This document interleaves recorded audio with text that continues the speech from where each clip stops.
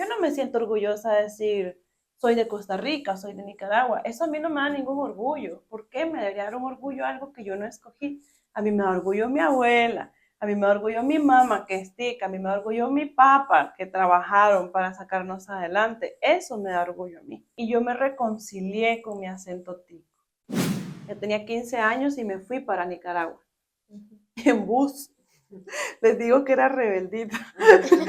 Y entonces había esta idea de que es que los ticos son gente vagabunda, porque entonces mi mamá no se levantaba a las 4 de la mañana a hacer cosas. Y muchas veces he sido yo que hace un comentario negativo sin estar consciente de ese comentario, simplemente porque está en mi chip, y luego tengo un recordatorio de, bueno, pero tu hijo es costarricense.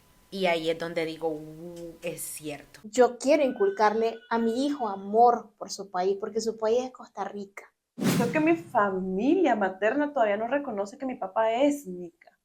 No, no es únicamente por ser una persona nicaragüense, es por ser una persona morena. Sí, me incomoda mucho cuando me dicen mujer, chica, tal. Hay días en los que me siento cómoda vistiéndome así como estoy, pero hay días que no lo soporto. No, hay días que no puedo ver ciertas partes de mi cuerpo porque me da lo que se llama disforia, ¿no? Que es como esta sensación en donde sentís que eso no es como que no te pertenece, como que no lo querés. ¿Cómo se puede comprender? ¿Cómo una persona cristiana puede comprender cuando se enseña solamente hombre y mujer? Indómitos, un espacio para los que tomamos una ruta diferente. En este podcast exploraremos historias de personas ordinarias que han abrazado lo extraordinario. Descubriremos cómo la valentía y la determinación pueden derribar las barreras de la lógica común, inspirándonos a todos a alcanzar nuestras propias alturas inexploradas. Prepárate para sumergirte en relatos de coraje y perseverancia de personas como vos y como yo, donde la única regla es la voluntad de desafiar lo establecido. No estás sola ni solo, estás con este grupo de indómitos. Hola, muchísimas gracias por acompañarnos en un nuevo episodio de Indómitos. Me encuentro como siempre con mi estimada amiga Nidia Elisa Monterrey. Yo soy Katy Juárez. Gracias por acompañarnos una vez más. Les dejo con Nidia Elisa, quien va a presentar a nuestra persona invitada de hoy. Ay, gracias, Katy. Primero que nada, gracias a nuestra audiencia por vernos, por hablar de nosotros, por hablar de este proyecto, por compartirlo. De verdad que eso nos ayuda un montón. Que le cuenten a sus familiares, que le den like, que nos sigan por todas nuestras redes sociales. La verdad es que yo, como en cada episodio voy a aparecer repetidora en cada episodio, digo, es que estoy emocionada con la invitada de hoy o con el invitado de hoy, pero es que de verdad me emociona tanto conocer a las personas más allá pues de una interacción breve, porque así nació justo el interés, ¿no?, de Indómitos, de conocer más y de aprender de las personas. Entonces yo estoy feliz con cada invitado, invitada, porque justo vamos a aprender un montón. Y hoy hay un tema muy personal que tanto a vos como a mí nos gustaría abordar, porque históricamente venimos, como decimos en buen nica, un bochinche eterno entre costarricenses y nicaragüenses, que quién es mejor que el otro, que es mío y que es tuyo, que pleito, que aquí, que allá. Y ese tema lo vamos a abordar con alguien que está bien empapada en este tema porque le ha tocado crecer así. Yo la conocí de una manera graciosa, porque resulta que en ese momento, te voy a contar, estábamos abriendo la gigantona, pero no estaba abierta al público, estábamos como limpiando, pintando, pero ya estaba la muñeca de la gigantona. Ajá.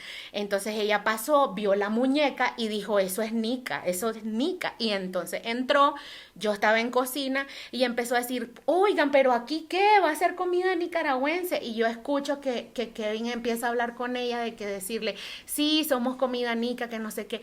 Y ella, yo conozco muchos nicas y no sé qué, no sé qué, y conozco una muchacha que es presentadora de noticiero. Y Kevin le dice, espérame, y me llama a la cocina y me dice, salí, te quieren conocer. Y dice, wow. Y entonces desde ahí fue como que amor a primera vista.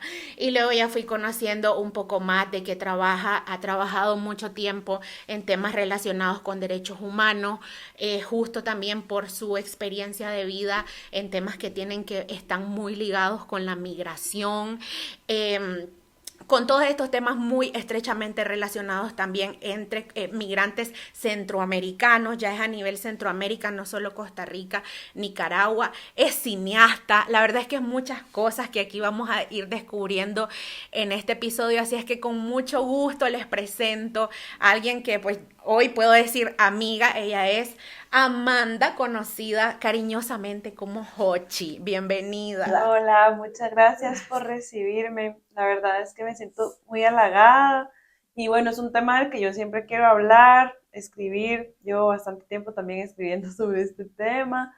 Entonces, nada, pues muchas gracias por el espacio. ¿Por qué te dicen Hochi? Ah, esa es una historia.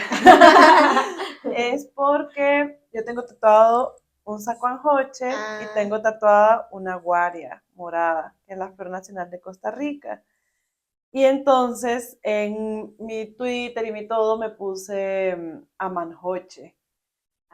Entonces mis amigas me empezaron a decir Joche y de ahí vino Hochi, de cariño. Entonces ya se quedó Hochi y ya todo el mundo, hasta mi mamá me dicen así. Qué buena manera de empezar de que un tatuaje de las dos flores nacionales, porque justo queremos preguntarte, vos naciste acá en Costa Rica, pero tu papá es nicaragüense y tu mamá es costarricense. ¿Cómo fue para vos? ¿Vos conociste desde siempre la historia de tu papá, de que por qué emigró, te diste cuenta más tarde? ¿O cómo fue para vos crecer en un hogar bicultural? Sí, bueno, yo crecí muy cerca de mi familia nicaragüense, más bien con mi abuela, que yo creo que además es algo, un denominador común que tenemos mucho las personas que venimos de familias nicaragüenses, es que nuestras abuelas son los pilares de nuestra vida, ¿no? O sea, de nuestro hogar, de nuestra vida, de nuestras historias. Entonces, aquí a Costa Rica llega mi abuela con sus múltiples hijas y, y bueno, con su familia en ese momento, en los años 70, huyendo, ¿no? Migran y llegan aquí en condición de personas refugiadas. Entonces mi familia es una familia de personas refugiadas y eso yo lo reivindico siempre, ¿no? Yo digo, yo vengo de una familia de personas refugiadas. Entonces yo crezco en un barrio en donde había muchas personas nicaragüenses, no solo era mi familia. Eh, entonces siempre fue muy normal para mí el tema de ser nica, es decir, no era algo oculto, no era algo de lo que no se hablaba, más bien ese era nuestro día a día, en la comida, en la forma de hablar, en la celebración, en la gritería, todo. Se hablaba mucho además de personas que estaban en Nicaragua, que eran como personajes que habitaban mi vida, pero que yo nunca les había conocido. Entonces, yo crezco con esa idea, ¿no? De que mi realidad inmediata está permeada por ese tipo de cuestiones. Y más grande es cuando tengo un shock cultural, porque por distintas razones de la vida entro a una secundaria que no quedaba en mi barrio, que no quedaba en mi pueblo, era bastante más lejos, y que era con un enfoque más para artistas, porque mis papás ya no sabían qué hacer conmigo. Yo no sé, o sea, realmente yo como que les agradezco que hayan tenido además la visión y la apertura, porque de verdad ya no sabían qué hacer. Eras muy rebelde. Era chimbarona. Era rebelde, pero no era rebelde en un sentido autodestructivo, Claro. como plan sustancias ni nada Sí, de sí. esto, o abuso de sustancias, sino que era rebelde como de que cuestionaba mucho todo, todo, todo, todo. Lo cuestionaba Me todo. suena. Sí, era como que de verdad, y pues entonces era muy difícil ponerme límites, ¿no? Entonces, bueno, ya pues ellos encuentran la solución así, pero claro, es como todo en la vida es un equilibrio. Entonces, claro, yo estaba muy feliz en esta secundaria en donde por fin podía expresarme de una manera más libre, pero mi burbuja se rompió. Y yo dije, ¿qué es esto? Uno, nunca había visto tanta gente rubia junta y me asusté mucho.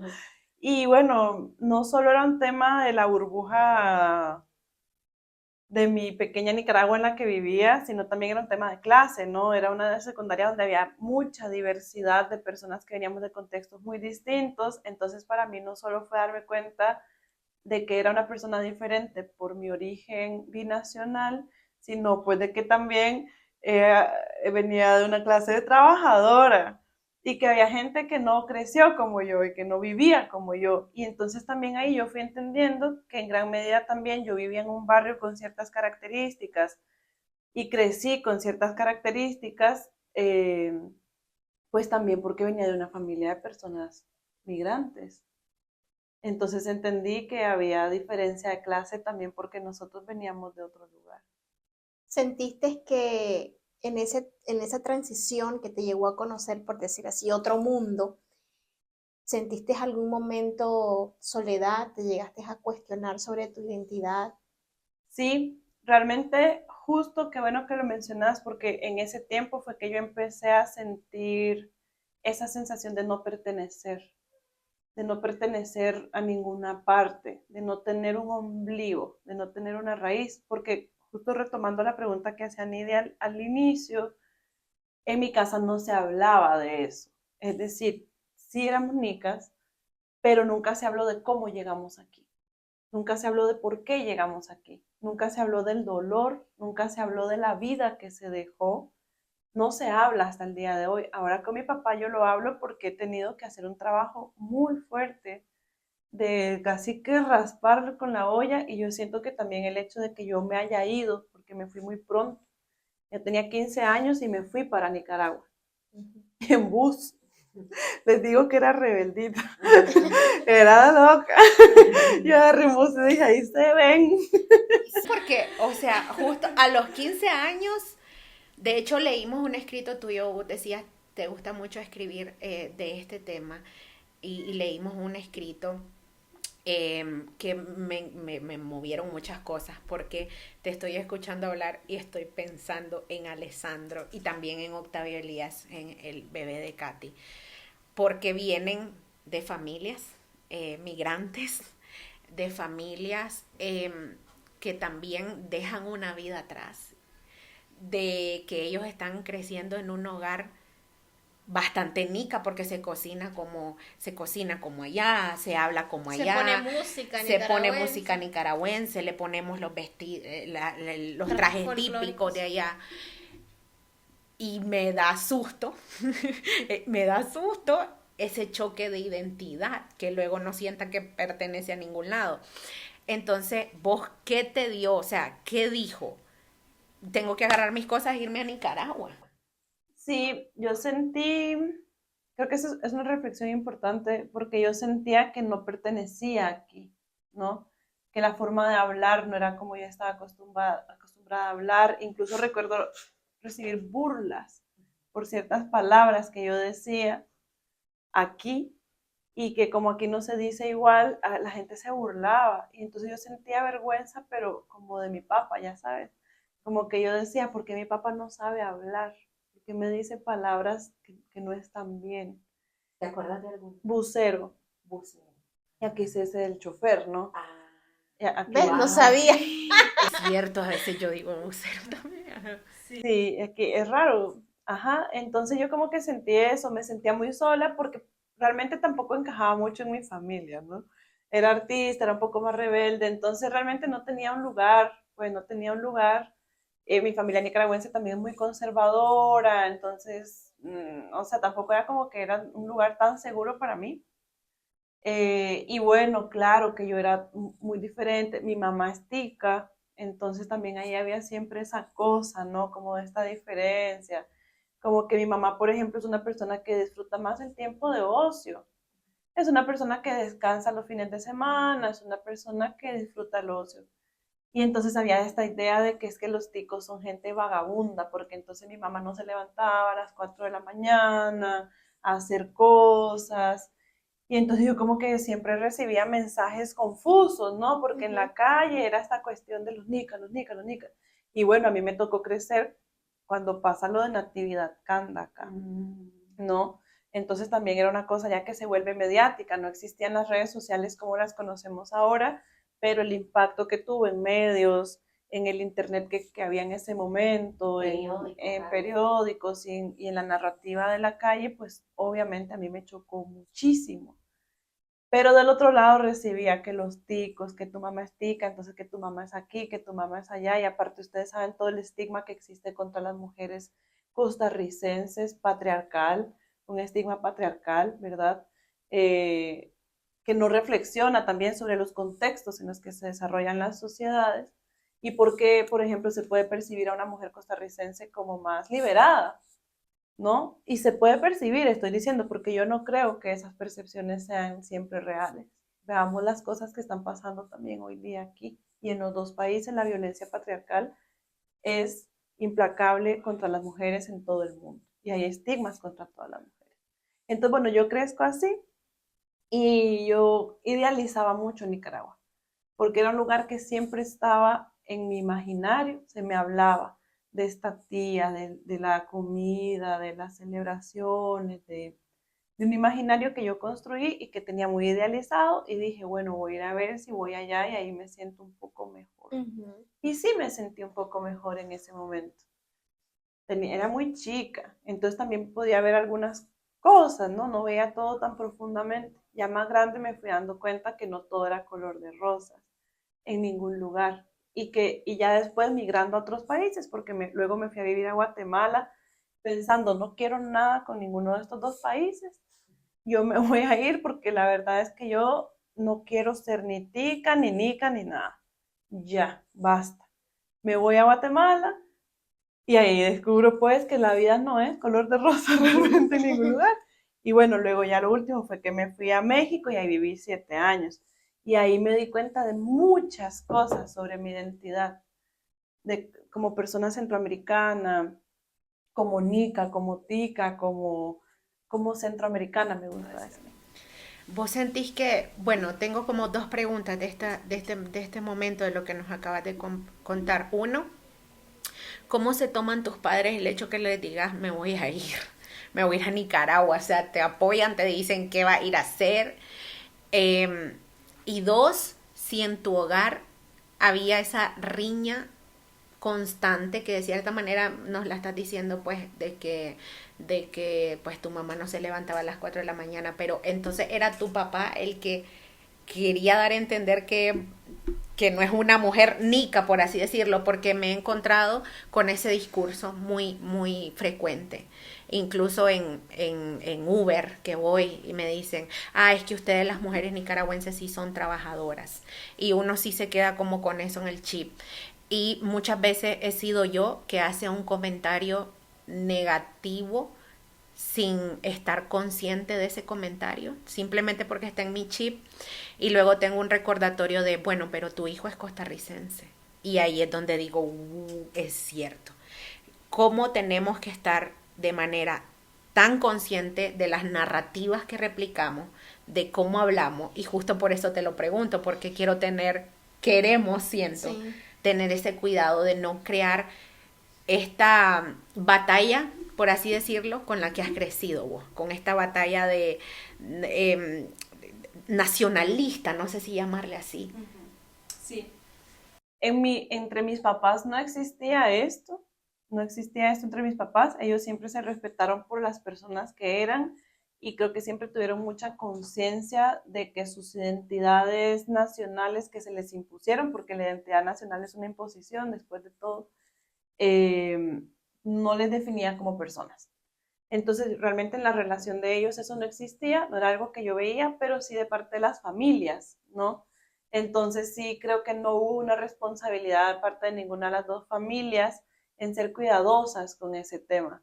Tanto que yo creo que hasta el día de hoy, a mis más de 30 años, creo que mi familia materna todavía no reconoce que mi papá es nica. es como algo lejano, es como algo que está ahí, pero de lo que no se habla. Entonces yo creo que eso es una cuestión. Mi mamá, la familia Nica, sí la recibe, sí la acoge, pero siempre haciéndola sentir como una externa, como una diferente. Eh, Creo que todos estos estigmas que se construyen alrededor de las entidades nacionales, no hablemos de ticos, nicas, tal, porque en realidad es un fenómeno que pasa en cualquier entidad nacional, pues son justamente superficialidades que no analizan el contexto, como decía, en el que se desarrolla la gente. Entonces está esta idea, por ejemplo, de que la persona costarricense no le gusta trabajar, y yo me hago la pregunta, pero a vos sí te gusta trabajar, realmente, a vos sí te gusta depender de tu explotación para poder tener dignidad y bienestar. Entonces, como que yo lo que digo es, yo no voy a venir aquí a hacer apología de la explotación. Y posiblemente a la sociedad nicaragüense lo que le ha tocado es ser una sociedad más explotada, una sociedad que ha tenido que sobrevivir a la guerra, a lo que los fenómenos naturales han provocado por la desidia de los gobiernos que han estado ahí, y por las cuestiones que ya sabemos históricas nuestras, ¿no? Es decir, ha sido una historia muy voraginosa a la que hemos tenido que aprender a sobrevivir, y ahí yo me meto también en ese saco, porque aunque yo crecí aquí, yo crecí con una familia que todo el tiempo estaba en modo supervivencia. Y crecí con mi papá que guardaba agua porque un día iba a pasar algo y no íbamos a tener agua. Y lámparas de emergencia por toda la casa y una vida como de siempre estar guardando porque no sabemos cuándo no va a haber. Sí.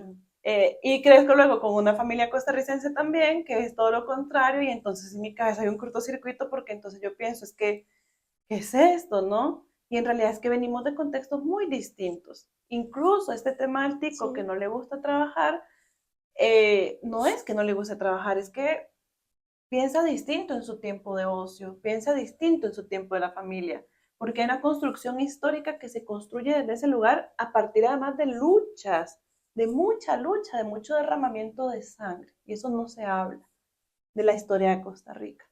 Y no se piensa que eso fue un trabajo, que la persona trabajadora pudiera decir, yo merezco descansar, yo merezco que me traten bien en mi trabajo, ¿no?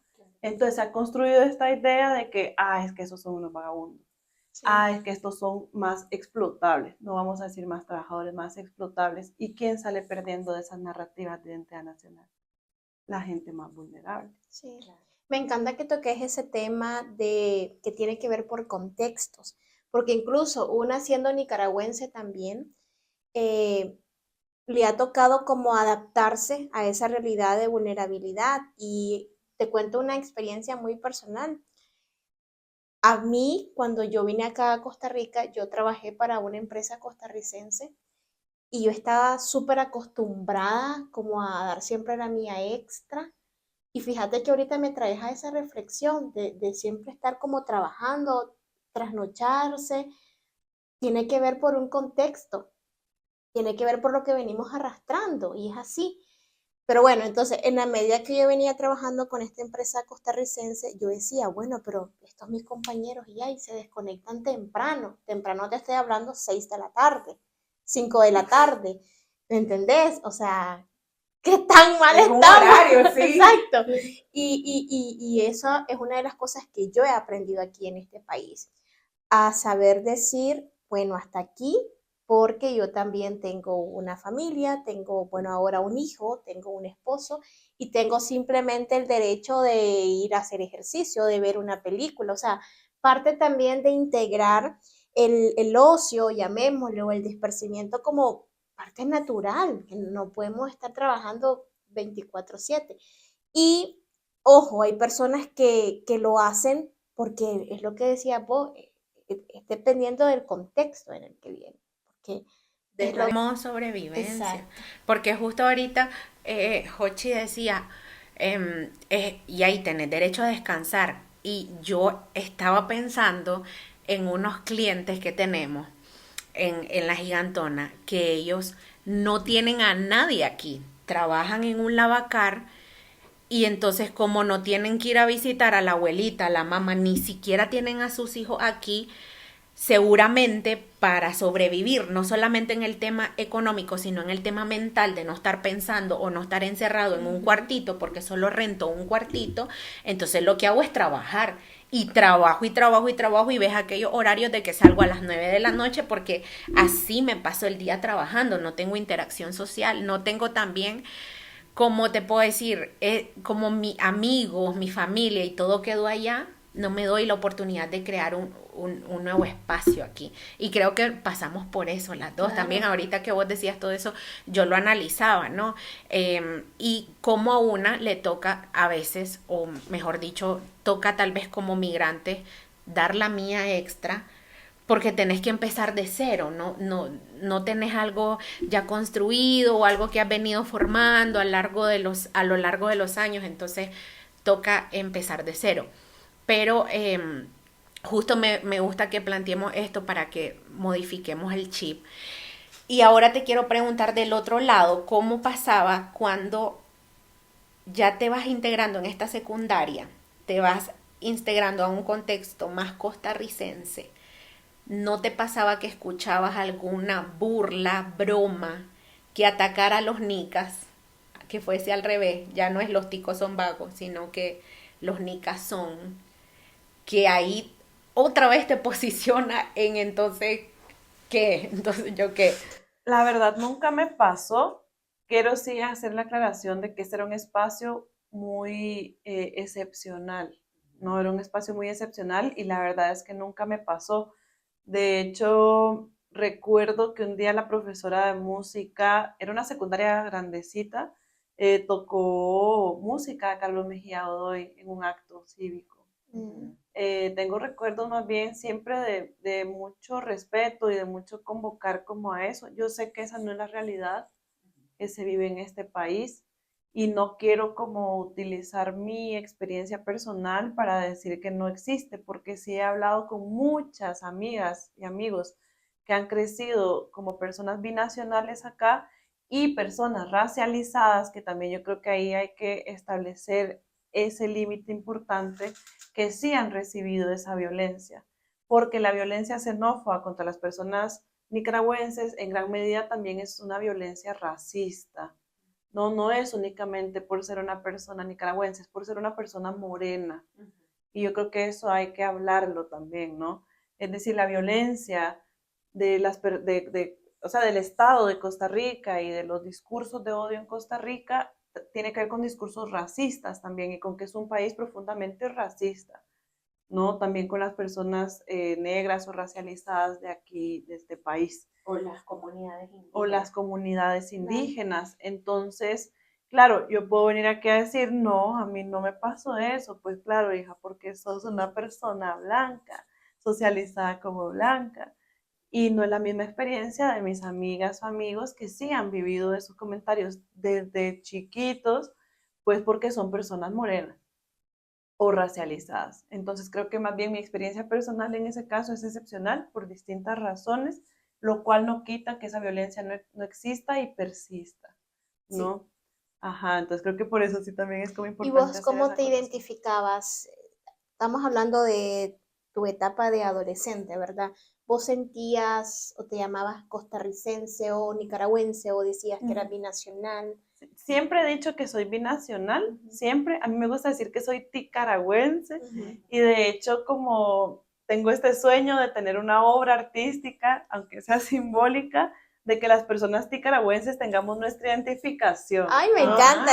O sea, que podamos tener una identificación porque además somos mucha gente. Muchos. Pero, o sea, te está hablando de que en este país hay 5 millones de personas y podríamos sacar la cuenta de que más de 1 millón podríamos ser binacionales fácil, fácilmente. Y las Peor nuevas a raíz de- generaciones. sí, Y por hay ahí toda una sí. generación ahorita de bebés, Sí. de que son papá y mamá. De Sí. migración que ha Exactamente. existido, ¿no? Y es que tiene sentido, porque Nicaragua y Costa Rica son países tan chiquitos que realmente si nos ponemos a pensar, el tema de la frontera ya está, pues, uno dice, sí hay diferencias, claro que las hay, pero igual que si vas a México y ves la diferencia entre una persona de Baja California y una persona de Oaxaca, es gente abismalmente distinta y son parte de un mismo territorio que está ocupado, digamos, o con la misma imposición de ese estado. ¿no? Claro. Y es gente igual de distinta. Vos ponele que a eso le pones una frontera y decir que son países distintos, ya va a haber igual esas rencillas de identidad nacional. Me explico, pero bueno, ellos las tienen, ellos en su dinámica de país, pero lo que quiero decir es que realmente las diferencias hay porque los seres humanos somos diversos, somos personas diferentes. Y realmente todos esos discursos, pues lo que hacen es que están atribuidos dentro de un contexto narrativo, discursivo, mediático. eh, pero ahí es donde tenemos nosotros más bien que decirlo, que sos diferente, vení pues veamos qué hacemos con esa diferencia, cómo la resolvemos, cómo yo puedo aceptar tu diferencia, vos aceptar la mía y vivimos desde el respeto, ¿no? A mí realmente sí me interesa mucho pensar quién se beneficia de esas diferencias, de esos discursos, ¿no? Realmente. Que son discursos políticos fuertes que lo han fomentado, ¿no? Los políticos. Y justo me encantaba que en tu escrito vos me cuestionas bastante, pero me encanta porque conversamos súper rico. Y yo leí en tu escrito, el río San Juan, el pleito del río San Juan, ¿verdad? El río San Juan es Nica. Y quien promueve ese discurso, pues son los gobiernos. Y uno a veces está uno en contra, pero uno también termina promoviendo ese mismo discurso. Y vos me decías, ¿vos has escuchado a un tico estar diciendo el río San Juan es tico? Y yo te decía, no, pero he escuchado a un tico decir, pareces nica, como ofensa. Y he escuchado, he visto gorras que dicen tico de pura cepa. Y yo digo, mi hijo es tico. ¿Hay alguna diferencia en que no sea de padres, de mamá y papá, tico, para que lo menosprecien a él o lo vean diferente?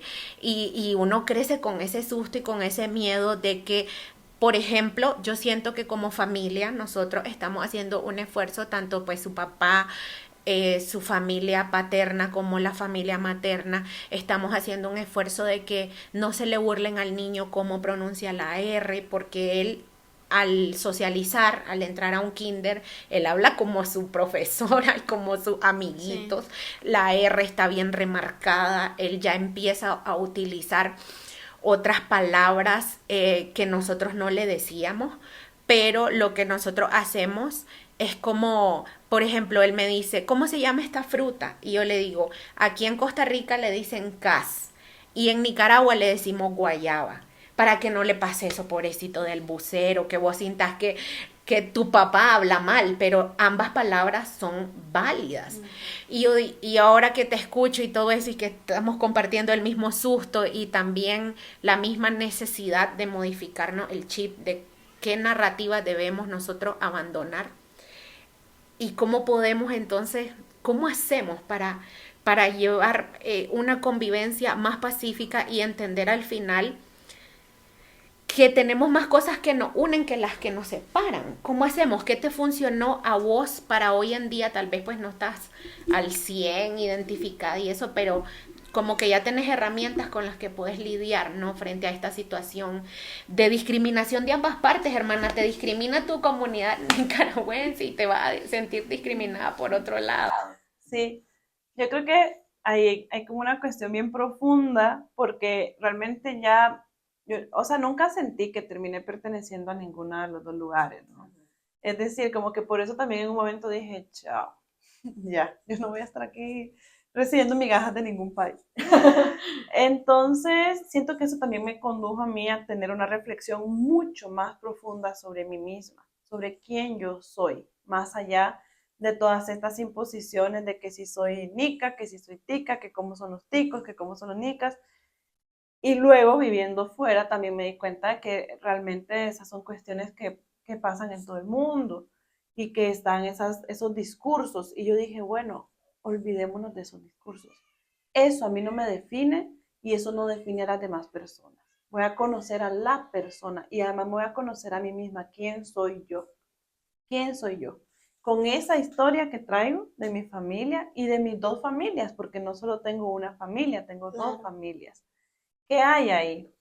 ¿No? Entonces, por ejemplo, hace poco tuve una situación en donde alguien me estaba hablando y se refirió muy feo al hecho de que yo fuera tica, por un lado. Y entonces yo decía, pucha, qué problema, porque yo no quiero que me estén diciendo más que yo debería sentirme avergonzada por ser tica, ni tampoco debería sentirme avergonzada por ser nica, como que uno escoge eso. ¿Acaso vos escoges dónde naces? ¿O acaso vos escoges en qué familia naces? Y pienso que la gente no se toma esa misma seriedad con otros temas. Por ejemplo, yo creo que ahora, al menos en los espacios que nosotros nos movemos, hay más reflexiones de que vos no vas a culpar a alguien por su tono de piel, que no lo escoges. Tampoco, bueno, yo tampoco he escogido dónde nacer, hija, lo siento, ahí sí que ahí no hay discusión, no lo escogí, así me tocó y me tocó crecer en esas familias además. Pero yo lo que decía es, ¿sabes? Además, yo soy tica porque mi abuela un día dijo, voy a agarrar a mis hijos y voy a ir a probar una mejor vida. Y voy a ir a construir otra cosa, porque no quiero estar aquí, porque ahí donde estaba no estaba bien. Y eso es algo que ella tampoco escogió. Lo que ella sí escogió fue amarrarse sus chunches y decir, me voy a ir y voy a darle a estos chavalos una vida distinta, donde puedan estudiar, todos estudiaron, donde puedan, no sé, tener una vida distinta. Y yo creo que cuando una vida digna, ya que la hayan tenido, no, pues habrán tenido sus dificultades, no creo que la hayan pasado bien del todo, yo sé que no, mi papá ya me ha contado más y yo sé que no fue fácil tampoco para ellos, pero definitivamente sí hubo, digamos, generacionalmente una transformación, ¿no? Ya de mi generación de hermanos, mi hermana y yo somos las únicas de la familia que hemos podido tener títulos, pues. Y no estoy diciendo que tener un título sea una cosa, Sí. no, que te haga más valiosa. hay otros méritos también y hay un montón de cosas muy valiosas. Lo que quiero decir es que sí se ve que esa decisión que tomó mi abuela hace 40 y pico de años tuvo una repercusión en las generaciones que vinieron. Y yo no quiero que nadie sienta que tiene el derecho de decirme que yo me tengo que sentir avergonzada de eso, porque más bien de eso es de lo que yo me siento orgullosa. Yo no me siento orgullosa de decir, soy de Costa Rica, soy de Nicaragua. Eso a mí no me da ningún orgullo. ¿Por qué me debería dar un orgullo algo que yo no escogí? A mí me da orgullo mi abuela, a mí me da orgullo mi mamá que es tica, a mí me da orgullo mi papá que trabajaron para sacarnos adelante. Eso me da orgullo a mí. A mí me dan orgullo mis amigas, a mí me da orgullo la gente que me sostiene. Entonces, yo creo que ahí es donde está la cosa, en romper ya con la narrativa y con el odio y con el rencor y decir, lo que aquí es donde estoy y aquí yo es donde puedo hacer lo mejor con lo que tengo. Y ya sacarnos esa idea de que tenemos que defender algo que ni siquiera nos devuelve. ¿Qué nos devuelve a nosotros ese discurso nacionalista como persona? Como persona, ¿qué nos devuelve? Decir, sí, el río es de no sé quién, ¿y acaso que vos vas al río a pescar? Porque si vos vas a las comunidades fronterizas, las dos comunidades obtienen recursos del río y viven. Y no están peleando ese No. bochinche de... Y fíjate que me pasó de que ayer subí una foto a mi Instagram con mi niño. Los dos teníamos una camisa del macho ratón.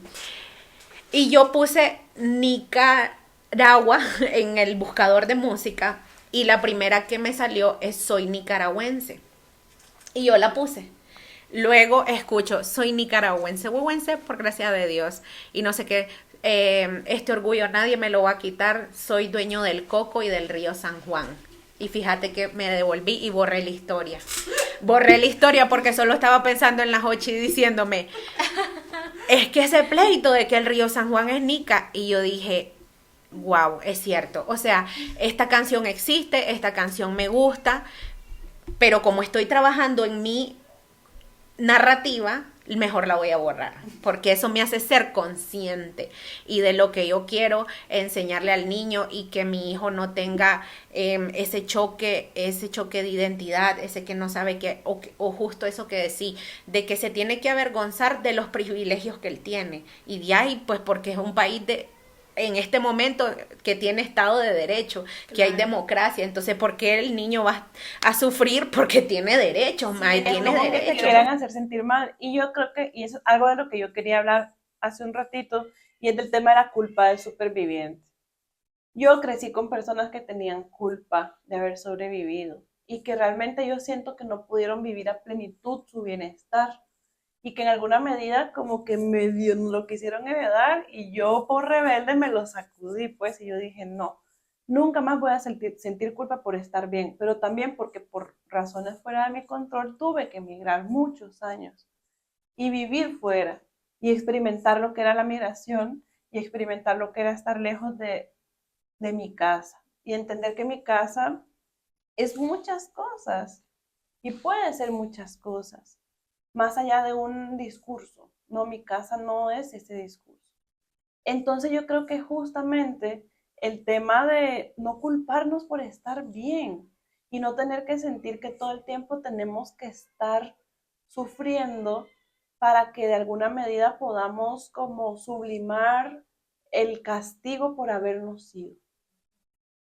No nos fuimos porque necesitábamos irnos. Mi abuela se fue porque necesitaba irse. Yo me fui porque necesitaba irme.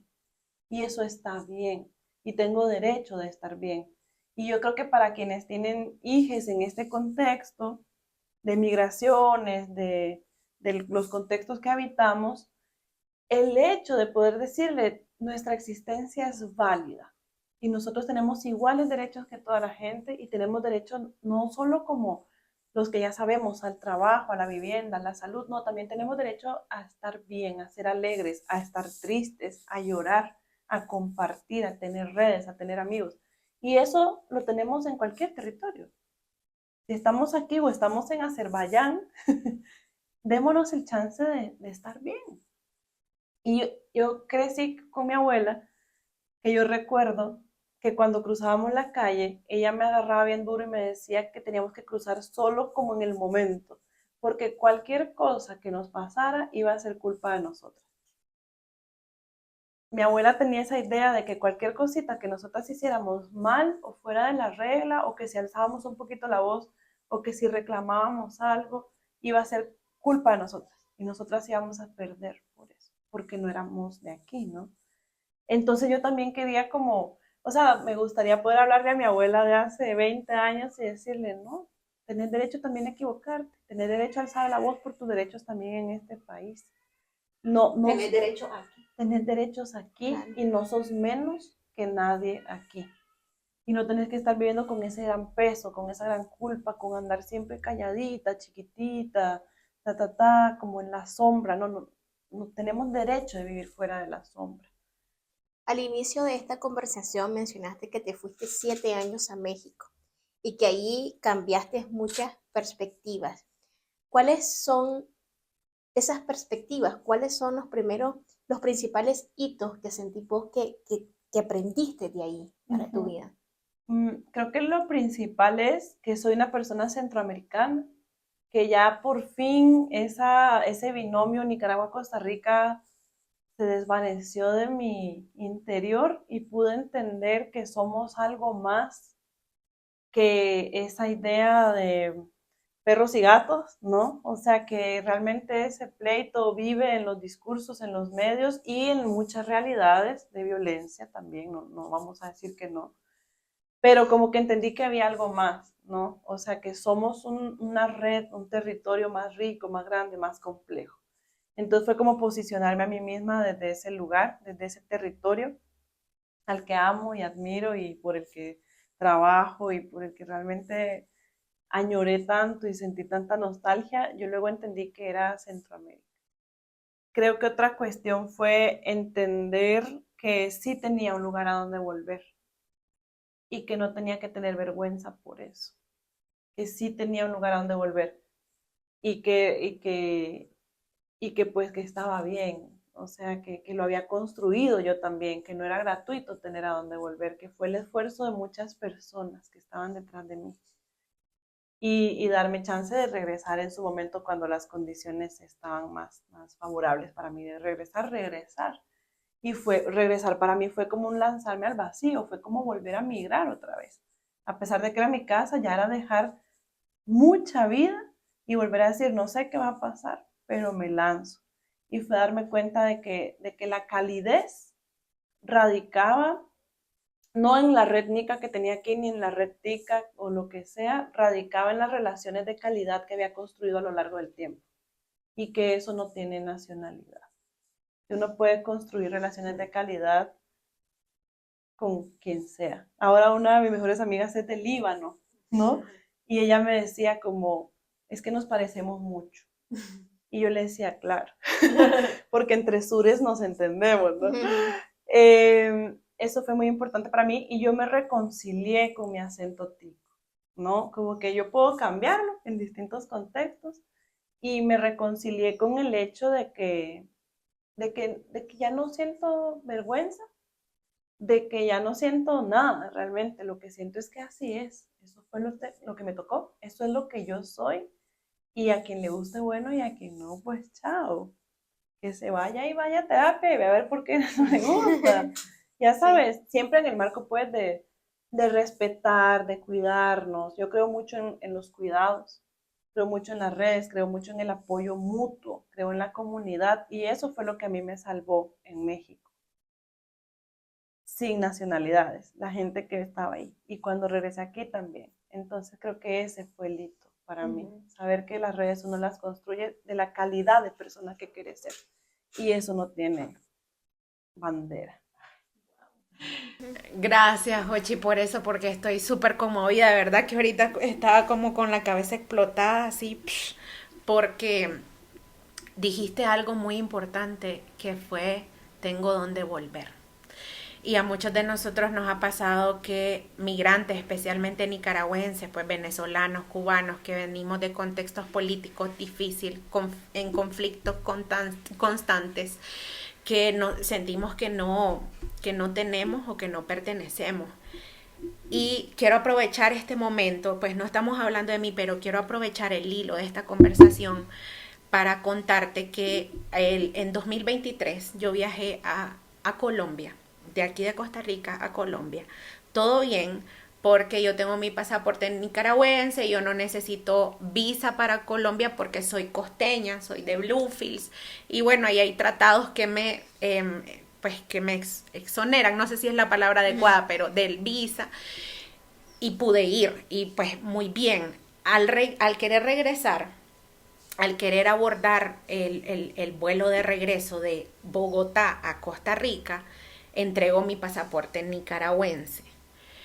Y me dicen que dónde está mi visa de entrada a Costa Rica. Le digo, no, es que no necesito porque tengo esta identificación, y le doy la identificación que me hace parte, ¿no?, de acá, que me hace estar de manera regular en Costa Rica. Y me dicen, no, es que esta identificación no es válida, yo no la puedo mandar a Costa Rica, la tengo que mandar a Nicaragua. Y yo casi me da un infarto. Y yo, no me mande a Nicaragua. Y qué susto más horrible, que realmente soy nicaragüense, que realmente ahí dejé mi casa, mi familia y todo, pero que no puedo volver ahí. Y no fue decisión mía, simplemente no puedo. Entonces yo, no, por favor, no. Y empiezo todo un pleito pues de la aerolínea, querer contactarse con Migración Costa Rica, a ver si me dejan pasar o si no, mi corazón al 50,000, porque ¿yo qué hago? ¿Y de dónde soy? ¿Qué hago, no? Y tratando justo lo que decís vos, de activar mis redes de apoyo. Y yo no estoy viendo que es de dónde son, no estoy viendo que si son mexicanos, que si son, estoy diciendo auxilio, me quieren mandar para Nicaragua, no sé qué hacer, qué hago. Y empieza toda una red a activarse para decirme qué pasos debería seguir o qué debería hacer en caso que. Sin embargo, pues esta red se activó, más no fue necesario, porque llega el supervisor, me dice, de la aerolínea, me dice lo mismo que me están diciendo, que no me pueden dejar pasar, pero bueno, dice el supervisor, vamos a llamar a Migración Costa Rica, y vamos a decir, llaman, mandan una foto de mi carnet, y yo luego escucho por radio que la gente la gente de Migración Costa Rica dicen, déjenla pasar, vive aquí, déjenla pasar, la aceptamos, no te puedo explicar lo que yo sentí cuando esa mujer dijo, déjenla pasar. O Vive sea, aquí. no, vive aquí. Y yo dije, gracias, Costa Rica, gracias. Y cuando yo ya pasé, ya llegamos a Costa Rica, ya no paso como extranjera, paso como nacional por mi identificación. Y el agente de migración costarricense me dice, bienvenida a su país. Y yo estaba desestabilizada porque estoy recibiendo una acogida que la soñaría o la esperaría en Nicaragua, más no es lo que tengo y la tengo en Costa Rica. Y con este espacio también quiero aprovechar porque en el primer episodio que yo hablaba de mi experiencia de migrante y hablaba de la experiencia que me fue difícil pues adaptarme, integrarme a esta sociedad, algunas personas costarricenses lo tomaron tal vez como que yo estaba atacando al país, pero yo no estaba hablando mal de Costa Rica o quejándome, yo estaba contando mi experiencia, que fue súper difícil, que recibí rechazo, que recibí discriminación, que las oportunidades se limitan cuando sos migrante y eso no es un invento, es una realidad, pero no estoy atacando a Costa Rica, realmente reconciliarme, esa palabra que usaste, que te reconciliaste con tu acento, a mí reconciliarme con la idea de que soy nicaragüense, tuve que dejar el país por cuestiones que no están en mi control, que tampoco las voy a resolver. Tengo que quitarme ese peso y reconciliarme con la idea de que puedo también sentir amor y gratitud por Costa Rica, por su acogida y porque aquí vivo y porque aquí he construido una nueva familia, otros sueños, me ha dado oportunidades. No me hace ser traicionera de Nicaragua, no me hace querer menos al país, no me hace querer menos a mi gente, simplemente es ampliar mi perspectiva. Así es que yo te agradezco mucho por eso que nos acabas de decir, que me acaba de volar el cerebro y quería aprovechar el espacio para decirle a la gente costarricense que realmente siento hablando en nombre de muchas personas, que realmente agradecemos vivir aquí y que justo este espacio y esta conversa es con el objetivo de cambiar esas narrativas y de decir tenemos más cosas que nos unen a las cosas que nos separan y en todos lados vas a encontrar una familia bicultural, una familia binacional o a veces tengo clientes costarricenses que llegan y me dicen es que mi nana que me crió me cocinaba este gallo pinto y yo vengo por esa nana que me crió. Entonces, empezarnos a ver desde ahí, desde el amor. Espero que este episodio realmente le llegue a la mente y al corazón como me ha llegado a mí para tratar de cambiar ese discurso y te agradezco inmensamente por ponerlo sobre la mesa. No, muchas gracias a ustedes. Sí, igualmente. Incluso yo algo que siempre trato de poner en práctica con mi hijo, que es un bebé, apenas tienen 7 meses, pero yo siempre he creído que los niños aprenden desde que están en la panza. Y yo ahora cocino comidas típicas o tradiciones de acá de Costa Rica sin dejar mis raíces nica. Es decir, yo hago de las dos, hago nica y tico. Y hace poco yo le decía a mi esposo, tengo una amiga costarricense y yo le decía, voy a escribirle a Verania que me enseñe a hacer los picadillos que me encantan porque yo quiero hacérselo a mi hijo. Y honestamente, los dos somos nicaragüenses, mamá y papá, pero yo quiero inculcarle a mi hijo amor por su país, porque su país es Costa Rica. Es cierto que viene de familias nicaragüenses y también lo vamos a enseñar de la cultura nica, pero él es costarricense. Y ayer casualmente también andaba haciendo unos mandados en el centro de San José y yo sentí como ese aire de la Rosa de Guadalupe cuando estaba en el teatro. O sea, yo me sentí ahí como una gratitud con este país, por lo que decía la Nidia, la acogida que a mí me ha pasado también en aeropuertos, que me dicen que la fila es en nacional, o sea, no sos un turista, o sea, que te acogen y saber que mi hijo nació aquí y desde que está en la panza mi hijo ha sido acogido por este país. Y entonces, volviendo al tema de la Rosa de Guadalupe, estaba ahí en el teatro y yo honestamente eso es lo que sentía. Yo sentía el corazón hinchado, yo sentía agradecimiento y es como, este es el país de mi hijo. es el país que acoge a mi hijo. Y yo le decía, mi amor, este es tu país, estás conociendo el centro por primera vez. Y es ese sentimiento, ¿no? De dejar las rencillas y como decía Nidia, o sea, entender de que son más las cosas que nos unen. Sí, como humanidad, ¿no? Como humanidad, desde, no sé, cualquier lugar, o sea, una madre siente eso, ¿sabes? En Sí. donde estés. Entonces creo que es eso, como recuperar nuestra humanidad y nuestro cuidado entre nosotras, más allá de esos discursos que nos han impuesto. Me hace mucha gracia que hables de lo de la comida, porque cuando yo regresé a Costa Rica hace un año, por cuestiones laborales y demás, me empiezo a involucrar más con comunidad nicaragüense. Y para mí fue increíble, porque imagínate, no solo fueron tantos años lejos de Costa Rica, fueron tantos años lejos de Nicaragua también.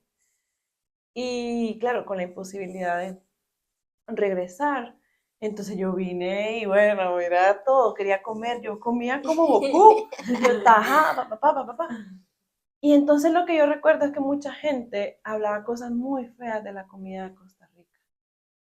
Y una de las cosas que yo trabajé en México fue un proceso de libro de recetas de personas desaparecidas en México, de desaparición forzada. Y ahí yo entendí que la comida, por más que sea un huevo con sal, es la memoria de alguien. Es algo que alguien le hizo a esa persona con amor. Sí. Y en realidad no es que estás hablando de la comida, estás hablando del recuerdo que tiene esa persona de ese alimento, de la persona que se lo cocinó, de la fecha en la que se lo comía. Mira, aunque sea una tortillita con sal, que es rica, una tortillita con sal, es tu memoria. Y yo creo que por más rencor que tengamos válido, porque yo pienso que no hay que tampoco hacernos, o sea, indiferentes a la violencia. Hay violencia de Estado, hay racismo, hay xenofobia, sí existe, Sí. pero como que es responsabilidad de todos también hacerle frente a esos discursos, de todas las personas que habitamos este territorio y este mundo, es responsabilidad de hacer que sea un lugar seguro, ¿no? Entonces es eso, como invitar a la gente también a pensar que cuando tenés delante a alguien, tenés delante también un ser humano, que tiene memoria, que tiene alegrías, que tiene duelos, que tiene dolores. Y entonces quitar un momentito esa idea de la bandera con la que me tapo, porque a veces también me tapo para que no me lastimen. Y vulnerarnos también es una forma de construir. Entonces es como bajar un poquito la guardia y ver a la persona que tenemos Empatía. enfrente. Empatía. Siempre cuidando nuestro bienestar, pues tampoco es que uno se va a estar abriendo para que te estén vulgareando, pues, y Claro. ya, cada quien pone sus límites, ¿no? Claro. También, es decir, como que esto no se trata de estar fomentando tampoco que estemos recibiendo violencia a nadie, ni mucho menos, pero sí de aprender a abrirnos un poquito más, lanzarnos más de pecho abierto al mundo, a la vida, a nuevas experiencias. Ya estás aquí, ¿qué vas a hacer con eso? Ya estás aquí. Ya aquí estamos todos. Ahorita nosotras tres, yo de regreso, ustedes aquí viviendo, ya que estamos, ¿qué podemos hacer para que esta experiencia sea agradable para las tres? Que nos podamos acompañar, que podamos hacerle frente además al contexto que nos está tocando vivir, en donde sí o sí nos tenemos que sostener. Wow, qué importante eso, porque pues por relacionarme con una comunidad nicaragüense muy amplia, he vivido de cerca ese rencor en algún momento, en los primeros años de migración yo lo tuve, y te va mal. Vivís peor cuando vivís anhelando solo estar allá y cuando vivís rechazando todo lo de aquí. Es que aquí son así, es que aquí son acá, es que la comida no me gusta, es que entonces nunca te adaptás. Cuando estás en esa renuencia, no terminas de adaptarte y no terminas de ver el lado amable. Todos los países tienen algo bueno y tienen algo malo, todos, todos. Eh, entonces aprender a adaptarte, a ver lo bueno, a agradecer y a irte ahí pues relacionando. Yo estoy fascinada con este tema, más en tu discurso, en toda la plática, me surge algo interesante que cuestionarte, que ya va ligado a otro tema y de antemano me expongo ignorante en este tema porque no sé mucho, responsabilidad mía irnos educando, así es que ya desde ya te pido disculpas si le embarro en algo, vos me corregís con todo tu derecho, pero mucho te escucho hablar en una narrativa que inclusiva, ¿no? Todes, hijes, y entonces estoy ahí como sorprendida escuchándote y entonces ahora ya voy como a entrar a otro tema diferente, pero que me lleva como, justo te digo, estoy bien ignorante en este tema, pero pensar en ese momento que vos tenías un choque de identidad nacional, o sea, porque no sé si soy tica, si soy nica, si me avergüenzo de esto, si me avergüenzo de esto. También como niña, como adolescente, o en qué momento también estás lidiando con una identidad de género que no te reconoce. Yo ahorita estoy, puchica, estaba batallando por un lado, estaba batallando por otro lado. Esto es así, o en qué momento se dio esta batalla. ¿Sentís que una cosa influyó en la otra? Siento que el tema de mi identidad de género, yo soy una persona no binaria, me identifico como una persona no binaria. ¿Eso qué quiere decir? Bueno, que dentro de la cuestión binaria, hombre-mujer, realmente no soy una persona que se identifica como ninguna ni la otra.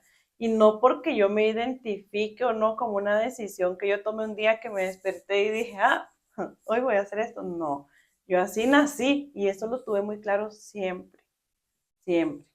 Desde que tuve conciencia de mi existencia, siempre supe que eso estaba ahí, ¿no? Ingobernable.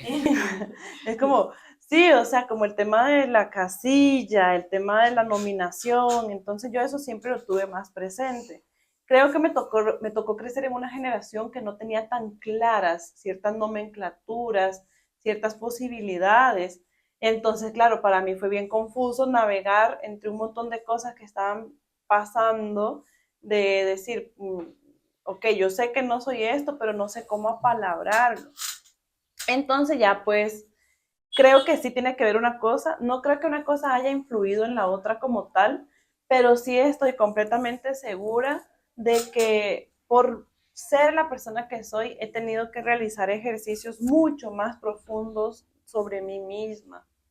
Y he tenido esta conversación con otras personas, amigas queer o amigas no binarias o personas trans, amigas que tenemos, sobre que esta reflexión sobre nosotras mismas muchas veces también nos pone delante del mundo en un lugar distinto, porque las personas, no sé, bueno, hablemos de hombres blancos. ¿Realmente qué te tenés que cuestionar sobre vos mismo si el mundo te está dado a vos? Bueno, hombres blancos de cierta clase económica, digamos.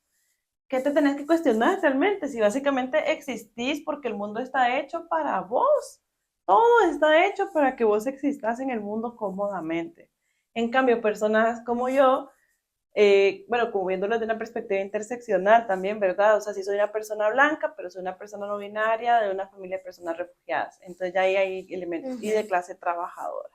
Entonces ya ahí hay como ciertas cositas navegando en ese universo que claro que me hacen reflexionar sobre qué onda conmigo, ¿no? Y cómo me posiciono delante del mundo y además todavía queriendo ser artista, que es un universo que está usualmente dado a personas que pueden hacerlo, porque pueden darse el lujo de ser artistas.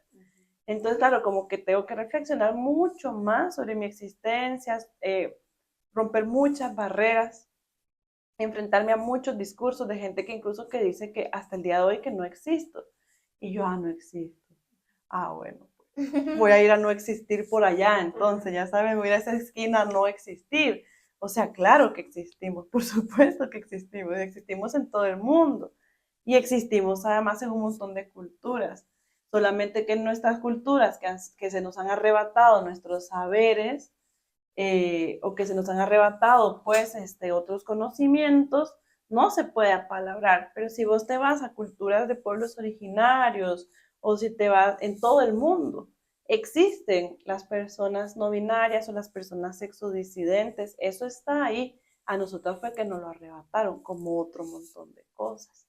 Entonces ya hay como que irse más para adentro y a veces más bien uno se va tanto para adentro que como que alcanzar más bien estados de Dios, ya pensé demasiado. Ya me desestabilicé, mejor dicho. Entonces sí, creo que fue todo un proceso. No diría que fue una batalla. Creo que la batalla la damos todos los días contra los discursos de odio, porque realmente batalla yo no tenía interna, yo sabía quién yo soy. La batalla es contra la gente que no nos reconoce. como personas binacionales, como personas no binarias, como personas, quienes no reconocen la gente que somos, ¿no? Y esto puede abarcar otro montón de cosas, ¿no? Hay un montón de no reconocimientos. Creo que más bien eso nos lleva a pensarnos a nosotros mismos en qué es lo que nosotros sí estamos reconociendo como válido, que sí tiene derecho a existir y a quién le estamos dando la espalda cuando sí reconocemos una cosa y no reconocemos otra. ¿Te enfrentaste a rechazos por considerarte una persona no binaria? No sé si a rechazo, porque bueno, mi expresión de género sí es más feminizada, entonces yo siento que pues claro, cualquier persona que me vea va a pensar que paso por ser una mujer, ¿no? Hasta que ya palabro. Bueno, a veces, no todos los días, hay días que no me veo así, pues. Sí hay gente que se ha confundido, pero he notado más confusiones. No sé si rechazos, pero sí apalabramiento de eso no existe. Y bueno, eso es muy violento, ¿no? Eso no existe, usted lo que está es Claro. confundida. Usted lo que está es así o asá. Y yo no estoy, o sea, no es así, no estoy confundida. Yo lo tengo muy claro. Quien estará confundido será usted, que no quiere verlo. Eh, pero así como una situación discriminatoria como tal, no lo creo. Sí creo que por toda la amalgama de cuestiones en algunos contextos laborales, sobre todo de frente a hombres blancos, he vivido situaciones muy violentas, pues porque creo que justamente dentro de esa imposibilidad de pensarse a sí mismos, no soportan ver a una persona que sí sabe quién es. Y creo que eso les pone de cara a su propio desconocimiento. Y eso debe ser bien jodido. Decir como, ¿cómo es que esta persona yo la veo tan segura? ¿Cómo es que yo la veo tan arraigada? Sí, y yo sé que hay gente a la que eso sí le molesta mucho. Y ahí sí he vivido situaciones bien desagradables de parte de distintas personas, independientemente de su identidad, género o de su lo que sea. Hay dos temas que la sociedad misma nos ha impuesto que no se deben de hablar y es política y religión. Y una pregunta que te quiero hacer que quizás es un poco controversial, pero te la voy a hacer en nombre de la comunidad cristiana que nos sigue. ¿Cómo se le puede explicar? No voy a entrar, ¿verdad? A cómo explicarle a una persona cristiana la manera en cómo vos te identificás, porque es irnos mucho a la profundidad y teoría y eso. Pero sí te quiero preguntar cómo se puede comprender, cómo una persona cristiana puede comprender cuando se enseña solamente hombre y mujer. Pues yo creo que hay una cuestión en general en Occidente de entenderlo todo. Y creo que es una ambición muy pretenciosa. No podemos entenderlo todo, pero sí podemos respetar. Correcto. Entonces, yo no necesariamente te voy a pedir que me comprendas, porque tal vez desde tu, cómo te atraviesa por el cuerpo o cómo vivís, tal vez no lo vas a terminar de comprender del todo nunca. Y eso está bien. No tenés que entender todo, porque solo sos una persona en este universo, ¿no? Pero puedes respetar. Entonces creo que más que pedir comprensión, yo pido respeto, dignidad, libertad, garantía de mis derechos. Creo que más va por ahí, como no me violentes, no violentes mis derechos, mi acceso a todos mis derechos, como cualquier persona. Y mi derecho a tener una identidad, y esto lo digo también pensando en las compañeras y compañeros trans que tienen derecho a tener sus medicamentos, que tienen derecho a tener sus cuestiones de reafirmación de género, que son personas que igual están pues buscando simplemente su plenitud como personas íntegras, que yo creo que todas las personas tenemos derecho a eso. Estoy totalmente de acuerdo. Creo que todo tiene la base en el respeto, aunque no necesariamente uno comparta una idea o simplemente no la entienda, pero así como respetan a uno sus creencias, la otra parte también tiene que respetar. Y es muy importante eso que tocas también, el tema de los derechos. Sea lo que sea, es una persona y al final todos tenemos derecho. Exacto. Yo creo que más va por ahí. Ujú. Y bueno, también pensando en las infancias, ¿verdad? Es lo mismo tener un lugar a donde volver, independientemente de quién seas. Es decir, como que estamos hablando justo de construir ese hogar a donde sabemos que vamos a volver y vamos a estar seguras. Es eso, si tu hija un día dice, bueno, yo en realidad soy esta persona, lo que sea, ponele.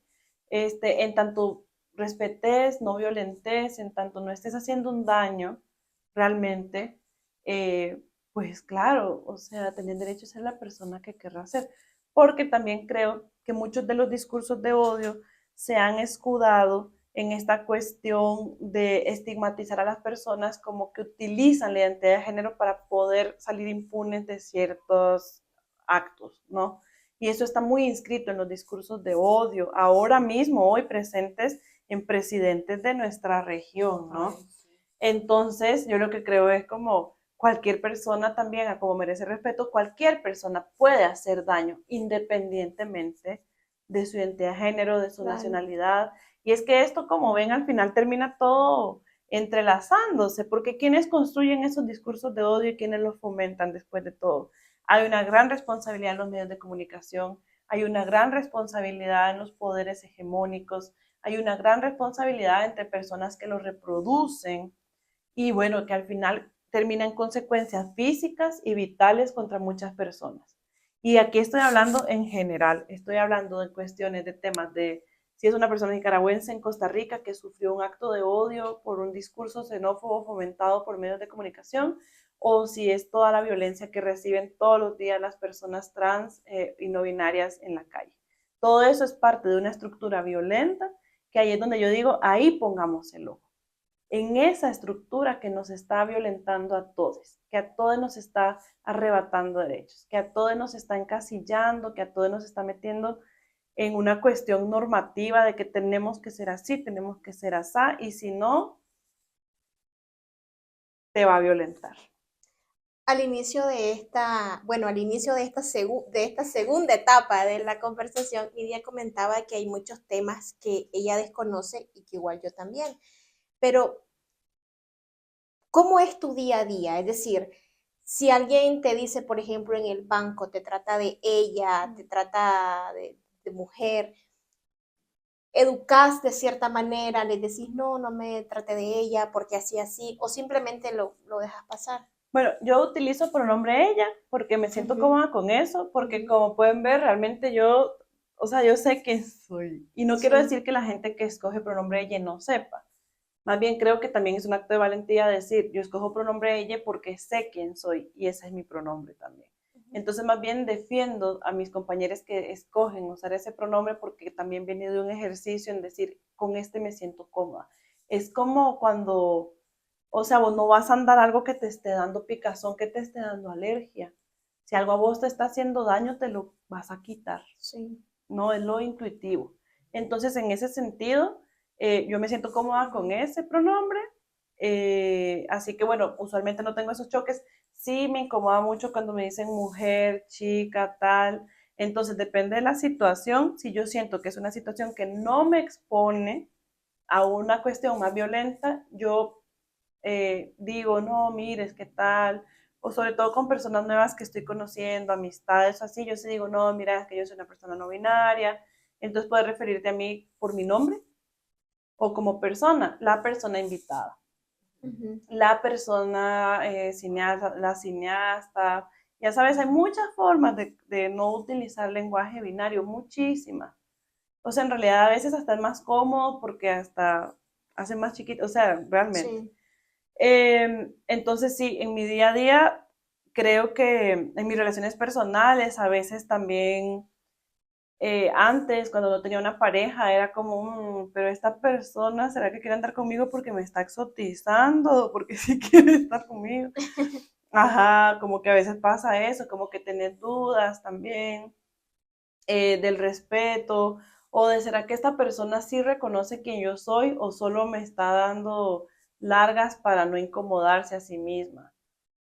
Pero, y sí me reconoce, sí me están reconociendo, como que creo que el tema del reconocimiento es muy importante. Y bueno, hay muchas cosas físicas que pasan, ¿no? Hay días en los que me siento cómoda vistiéndome así como estoy, pero hay días que no lo soporto.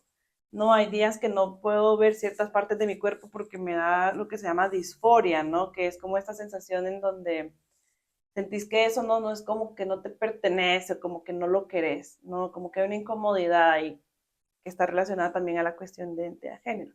Entonces, hay días que tengo más disforia, hay días que no tengo tanta, o sea, es como una cosa así y ya yo sé más o menos cómo gestionarlo en distintos momentos. Pero si hay días muy incómodos, ¿no? Hay días que salgo de mi casa y me pruebo 8 cosas y termino poniéndome como una camiseta o algo así y ya luego ando como toda incómoda. Entonces eso pasa. Sé que cada experiencia es distinta. Todas las personas vivimos esto de una forma distinta.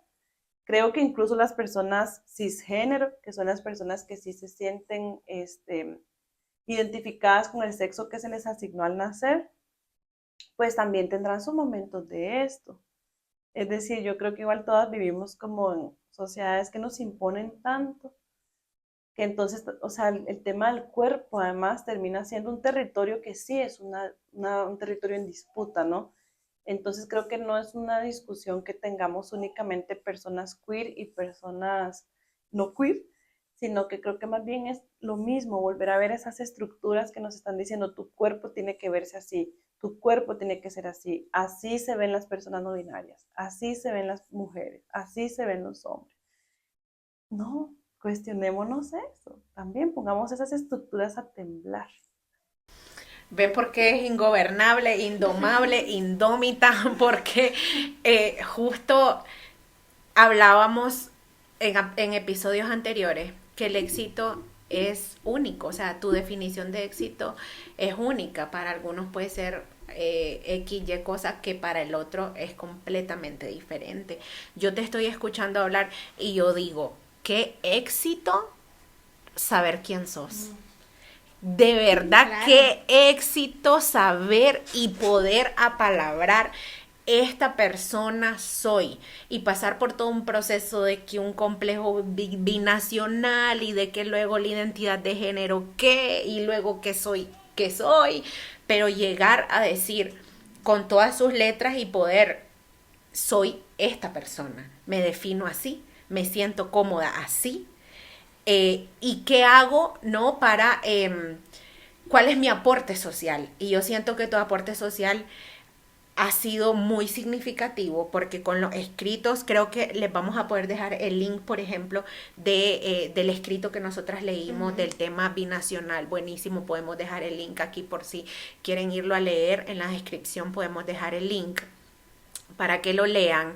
Creo que tu aporte social ha sido muy significativo, porque cuando llegas, por ejemplo, a la Gigantona de clienta nada más, y me empezás a cuestionar de que esto del Río San Juan, de que cómo le hablas a tu hijo, de que, y ya provocas en alguien la necesidad de cambiar la narrativa y de al menos decir, hombre, me falta mucho que aprender, tengo que educarme en este y estos temas para tratar de ser mejor persona y para tratar también de respetar más la diversidad a la que hoy pues estamos como sociedad tal vez revolucionando, ¿no? Entonces para mí estoy frente a una indómita, ingobernable y ¿verdad, Katy? Claro. Seguro que estás de acuerdo conmigo. Claro. Qué risa. Pues fíjate que más bien creo que esa es la maravilla de compartir y de compartir desde la transparencia, porque yo te miro a vos y yo te admiro, yo miro cómo tratas a Alessandro, ya sabes, y yo siento que yo aprendo mucho también como del amor, de la comunidad, de las conversaciones que tenemos ahí, ya sabes, yo comiendo y venía trabajando y conversamos y a veces nos ponemos a llorar. Sí. Lloramos. ¿Sabes? Entonces yo digo que qué bueno es hablar y cómo hablar también es un espacio de recuperar pues la conversación y aprender de nuestras experiencias, porque es eso, o sea, vos me estás diciendo todo esto y yo digo, wow, no sabía que era así, pero entonces yo, o sea, te lo devuelvo también, porque, o sea, yo voy y yo te miro también como yo digo, puchica, que más es más fuerte, que más es más, y te admiro Indómita. mucho. Indómita también, ¿no? Sí, Sí. y yo digo, como pucha, de verdad, esta maje que determinada, con su disciplina, con su rigor, tener un negocio y además un negocio exitoso y pues que se ve que hay algo detrás de eso. Y luego también el tema de tu maternidad, ¿no? Yo lo veo y yo digo, pucha, qué tuane, ya sabes. También. Y ahora con el podcast. Y ahora con el podcast y Sí, poder claro. educar con amor, ya sabes, poder educar con amor, para mí esa es una de las cosas que yo te miro y yo digo, sí se puede, Claro. sí se puede educar a una generación que no tenga que crecer con los dolores que nosotros crecimos. Y yo creo que ese es el gran reto. Y justamente estar aquí hablando de esto también tiene que ver con eso, con decirnos, yo como persona, ¿qué voy a hacer para que estas niñas, estos chavales, crezcan sin este dolor? Sin esa semilla de ese rencorcito. Rencor van a tener hacia algo, porque la existencia es así. Un rencor van a tener hacia algo y ya lo trabajarán. Ya eso. Sí. No hay fórmula para evitarle la terapia.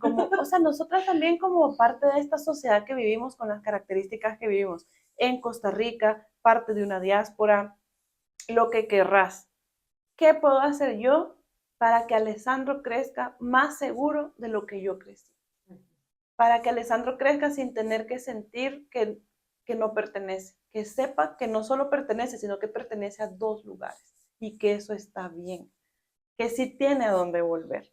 ¿Cómo hago yo para que él sepa eso? Para que él sepa que tiene un ombliguito, que tiene un hogar, que tiene una calidez, que tiene una comunidad que lo acuerpa, que lo sostiene, que Octavio va a crecer y va a sentirse pleno recibiendo el viento decembrino en el Teatro Nacional y decir, esta es mi casa, sí. Y saber que también viene de otro lugar y que eso se puede, que las cosas no son así o asá, que las cosas no es hombre-mujer, que la cosa no es Costa Rica, Nicaragua, que no todo es terrible y impoluto, ya sabes, o sea, no, que hay una serie de matices alrededor de la existencia y que qué rico vivir la vida también así, como una paleta de pintor, ya sabes, la vida claro. Puede ser todos los colores que le metamos y a veces va a ser agradable y a veces no. Y qué rico eso también. Le da sabor, le da sabor. Yo le decía a las 8, qué rico las gomas con canciones así de cabanga. Es rico el dolor. Sí, pero bueno, sí. Pues ya esta plática creo que ha sido súper sabrosa, sí. La disfrutamos un montón, nos educamos creo un montón y esa parte te agradecemos porque para eso este espacio disruptivo también, pero no queríamos irnos sin nuestra ya acostumbrada dinámica, que la encargada es mi amiga bella Katy. Ay, sí. Hay una dinámica que te invita a reflexionar. Entonces, te voy a hacer un par de frases, voy a iniciar una frase y pues la completas de acuerdo a tu vivencia. Okay. Reflexión y experiencia. Sin pensarla tanto. Ajá, sin pensarla tanto. Ok, entonces, el éxito es un carrusel, como un sub y baja, más bien, como una cosa así. Uh-huh. Lo hice en figura, perdón, es que así es pienso. Ok, las fronteras no existen. Uh-huh. La resiliencia no es sufrir. Para mí la perseverancia significa amor. Si la sociedad pudiera aprender una sola cosa de vos hoy, ¿qué te gustaría que fuera? Que el amor no tiene fronteras. Ay, mi amor. Muchísimas gracias. Gracias, Amanda, por estar acá. Gracias a ustedes también por sintonizar un episodio más de Indómitos. Y compartan este video porque estoy segura, que muchas familias necesitan escucharlo. Así es que muchas gracias por sus likes, por compartir y por estar hablando y mencionando a Indómitos. Hasta la próxima. Indómitos, un espacio para los que tomamos una ruta diferente. En este podcast exploraremos historias de personas ordinarias que han abrazado lo extraordinario. Descubriremos cómo la valentía y la determinación pueden derribar las barreras de la lógica común, inspirándonos a todos a alcanzar nuestras propias alturas inexploradas.